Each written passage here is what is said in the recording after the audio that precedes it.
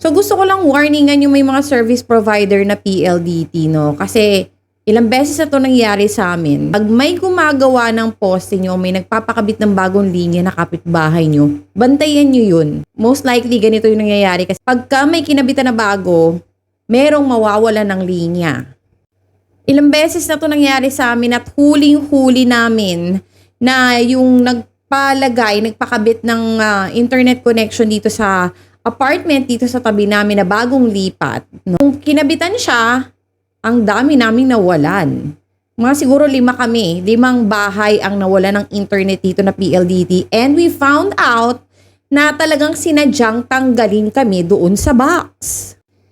Kasi alam niyo yung minsan yung mga gumagawa na yan, ano yan kagaya sa amin, ang nangyari sa amin before is hindi na kami kumontak ng agent. Ang ginawa na lang namin is dumiretso kami doon sa mga nagkalat dyan, yung mga gumagawa nga ng poste, yung mga technician na naka-van ng PLDT. So, i-approach mo lang yun kung gusto mo magpakabit.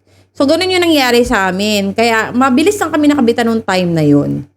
No? Sila yung, kumbaga, sila yung padrino namin, sila yung kinausap namin para magkaroon kami ng internet. Kasi kakalipat lang namin noon, mga siguro 2 araw pa lang kami, pero sobrang di dami ng internet. And then, binigyan lang namin sila ng pampadula. So, ganun yung nangyari. So, most likely, ganun yung nangyayari. Naabot-abutan para magkaroon ng linya.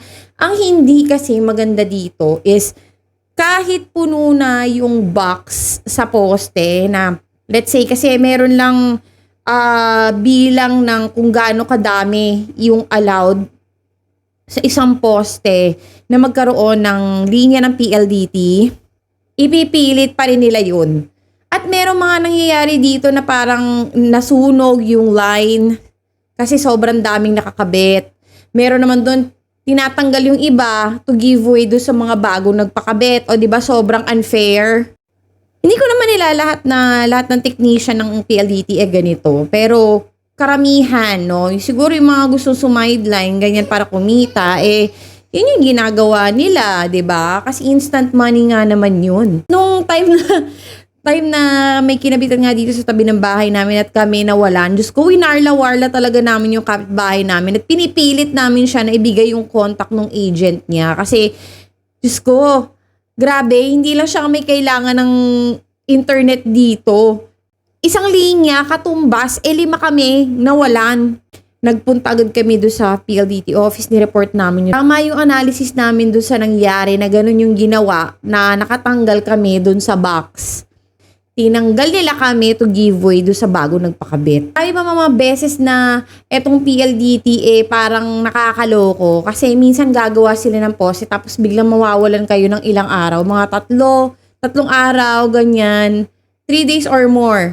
Tapos minsan naman, ganito yung mangyayari, mag-message yung PLDT na may maintenance. So nag-maintenance sila ng madaling araw. Ang ending, 2 linggo kaming walang internet. Maintenance lang ha. Kaloka. Tapos yung outage nila malala. Aerial outage daw. Pero yung aerial outage nila, na sinasabi nila na engineers daw nila yung nagre-repair nun, Diyos ko, merong nga umabot dito ng 1 buwan walang internet. So ang akala nila, all the while, na-late lang sila kasi ng bayad. Akala nila, yun yung nangyari na pinutulan sila. Pero hindi. Kasi the entire area daw dun sa kanila ay antagal daw nagbalik yung PLDT.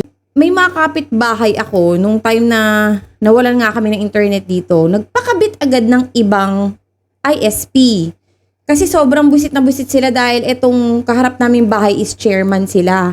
Tapos kailangan nila ng CCTV, nakamonitor kasi sila sa CCTV dito sa street namin. So hindi sila pwede mawalan talaga ng internet, ganyan. Tapos nagpakabit sila ng panibago. Talagang chinugi nila in an instant yung PLDT kasi etong PLDT ang dami ng sa amin ito, ang dami ng danyos nitong nagawa sa amin. Every time na magkakaroon kami ng problema sa PLDT, kami yung tumatakbo papunta doon.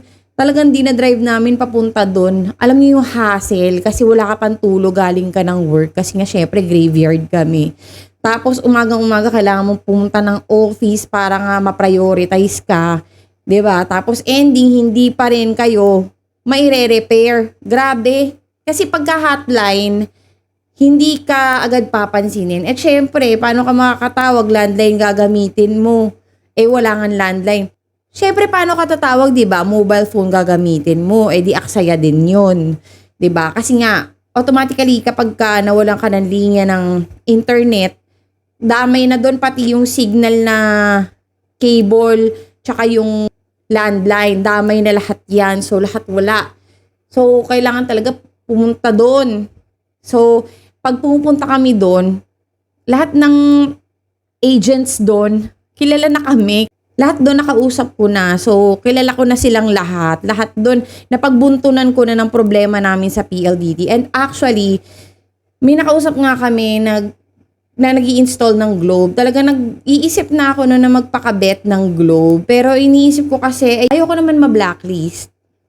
Hindi na iniisip ko na parang pag nagpakabit ako, tapos pababayaan ko na yung PLDT, hindi ko na babayaran. Kasi yun ang advice sa amin, na huwag nang bayaran. Total sila naman yung, ano naman nila yun, delinquency naman nila yun.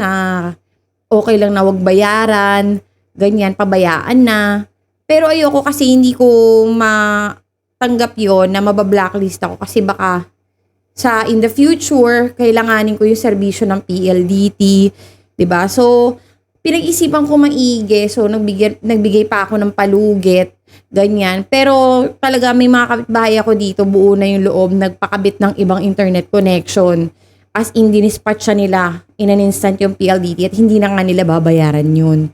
Kasi ang PLDT, kapag terminate mo yung service nila, times 3 nila yung monthly bill mo. Tapos yun ang kailangan mong isettle para malinis yung pangalan mo.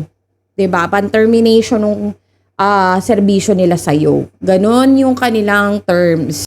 So, kung ganon yung terms nila, pabor pa rin sa kanila yon, which is unfair naman sa'yo kasi hindi mo naman napakinabangan na maayos yung serbisyo ng internet nila, 'di ba?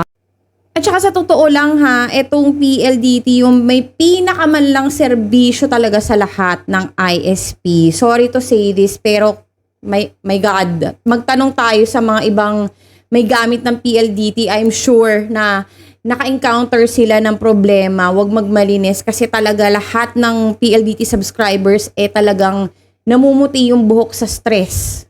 So sana ayusin nila yung serbisyo nila, tas hawak pa nila yung smart. Yung smart din dito sa area namin, ang hina ng coverage. Paano ba yan kapag nawala ng internet yung PLDT, so nagde-data kami, ang hina pa rin. Diba? Wala mapaglagyan. Sana talaga ayusin ng PLDT yung serbisyo nila dahil talagang mawawalan sila ng maraming clients. Ang dami nang gumagawa nito, yung bigla na lang tineterminate yung na hindi na nagbabayad kasi na buwisit na ganyan. Pero ang ending, mananakot sila para bayaran.